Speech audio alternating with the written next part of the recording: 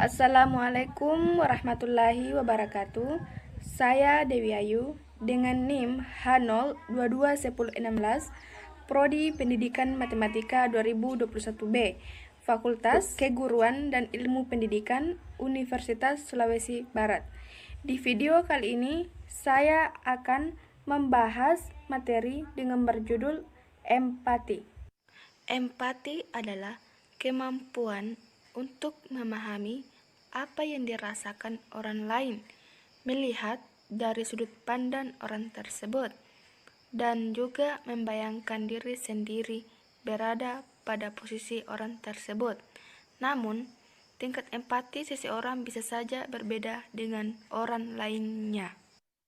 Masih ada orang yang bingung memaknai apa itu simpati dan empati.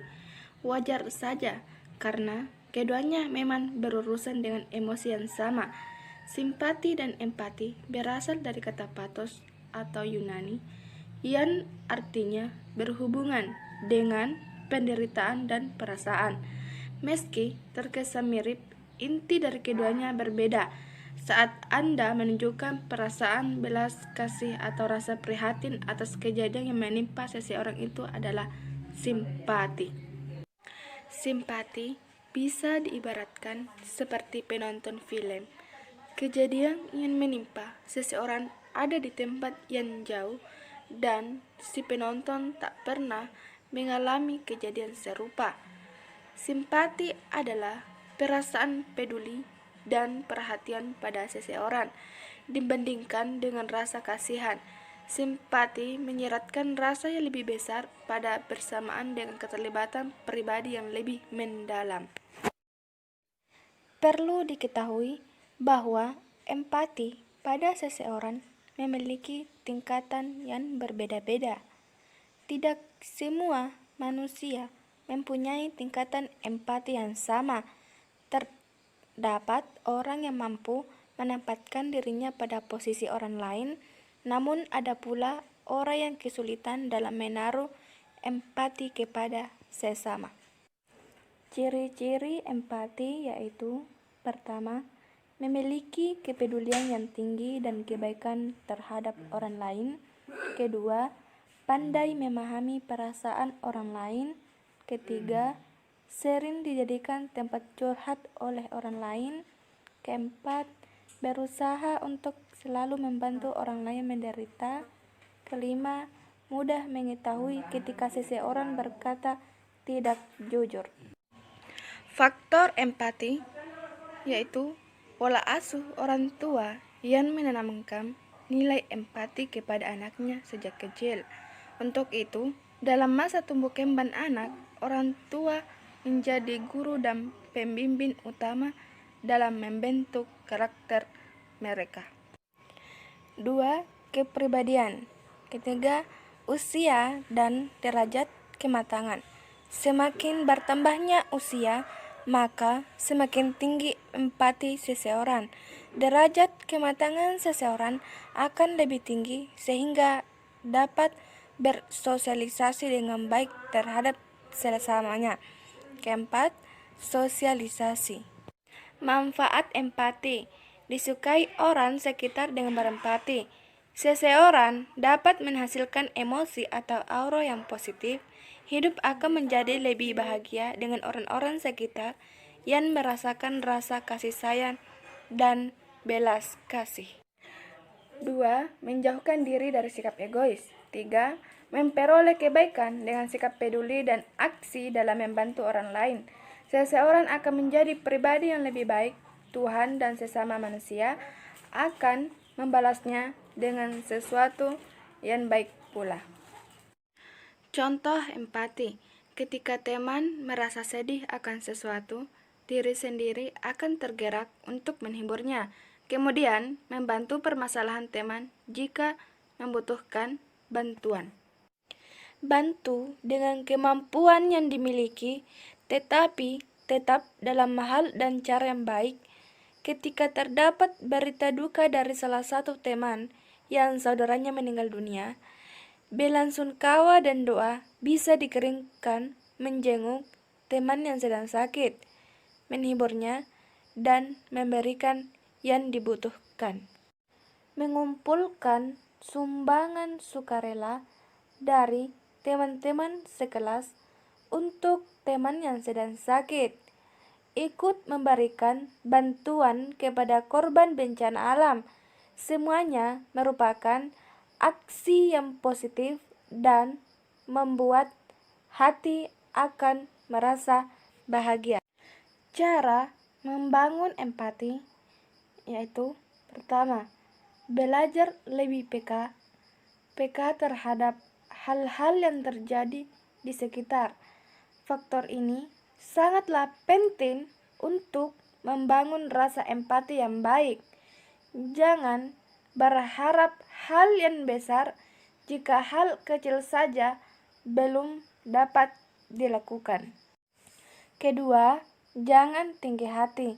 Dengan adanya rasa tinggi hati, sikap sombong akan tercermin dari diri seseorang. Belajarlah untuk menjadi supel di lingkungan manapun. Bersikap seolah-olah tidak ada jarak antara diri sendiri dengan orang lain, karena sikap empati juga muncul dari rasa saling menghargai. Ketiga, bayangkan jika diri menjadi orang lain. Empati bisa muncul jika ditanamkan pada diri sendiri dengan membayangkan bahwa orang yang sedang merasakan sesuatu adalah diri sendiri. Rasa syukur akan dirasa menjadi hal yang paling penting dalam hidup. Empati bukan sekedar merasakan atau menolong orang lain, tetapi merasa ikhlas dan menjadi bentuk ibadah yang baik. Keempat, menerima perbedaan.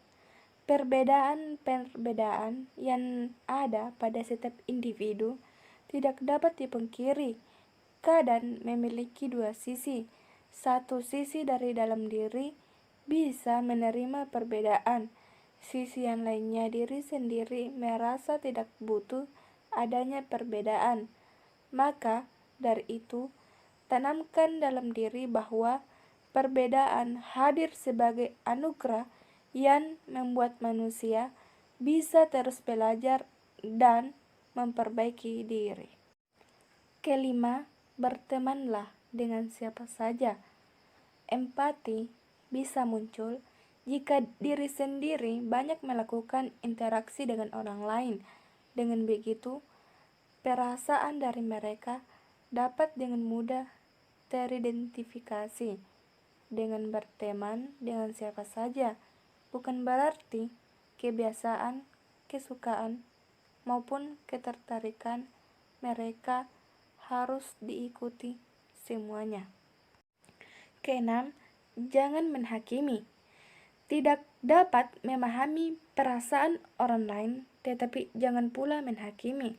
Sebaliknya, orang yang ingin didengarkan tidak boleh langsung melakukan judge mental dan berpikir bahwa orang lain tidak peduli.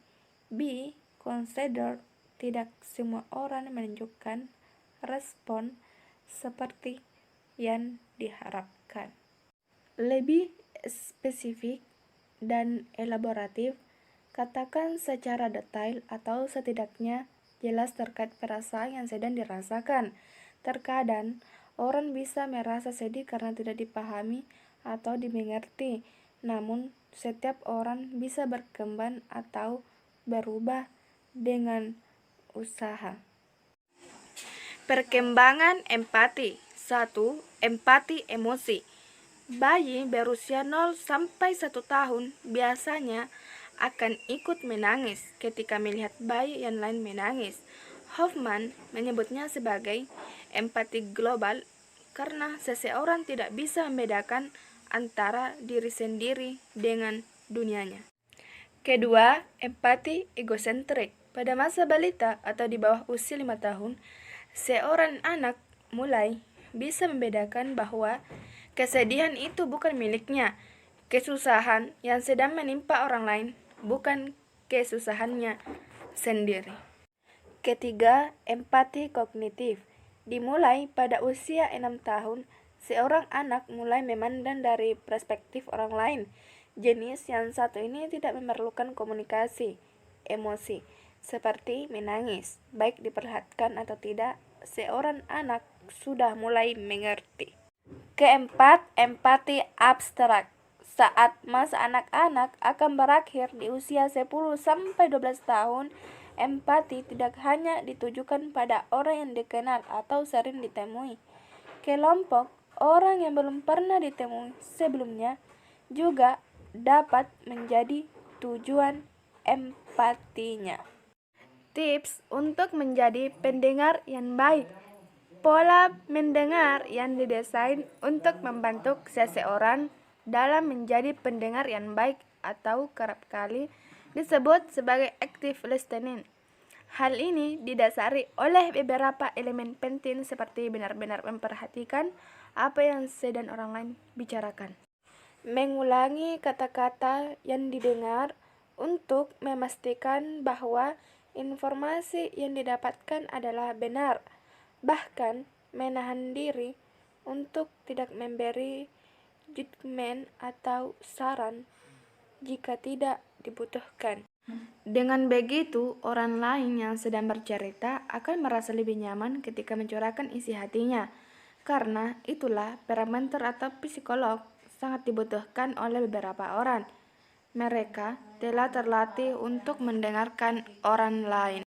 Skill aktif ini sudah dapat dipelajari oleh semua orang. Penerapannya bisa dilakukan pada saat melakukan relasi di kantor atau berdiskusi bersama kelompok belajar. Ketika sedang berbicara, seseorang benar-benar membutuhkan active listening, terutama seseorang yang merasa bahwa dirinya susah dekat dengan orang lain. Dengan cara yang paling sederhana, yakni cukup mendengarkan orang lain, sudah merasa terbantu. Rasa empati dibutuhkan untuk membangun hubungan sosial dengan orang lain. Dengan empati, Anda akan mampu memahami apa yang dipikirkan dan dirasakan oleh orang lain. Anda juga akan terlatih untuk memberikan respon yang tepat dalam segala situasi sosial. Sikap empati sangatlah diperlukan dalam membangun hubungan baik, terutama pertemanan dengan teman sebaya. Sikap empati dapat mengajarkan kita bagaimana caranya bersikap pada lingkungan di mana tempat kita berada, memahami teman sebaya, dan dapat membantu teman kita ketika sedang menghadapi masalah. Karena empati merupakan sebuah kemampuan, Anda bisa membentuk atau memperkuatnya, yaitu perbanyaklah bergaul dengan orang yang memiliki latar belakang berbeda dengan Anda. Berusahalah untuk mendengarkan orang lain sebaik mungkin tanpa menyela, dan cobalah untuk memahami orang lain walau Anda sebenarnya tidak setuju atau tidak sependapat dengannya.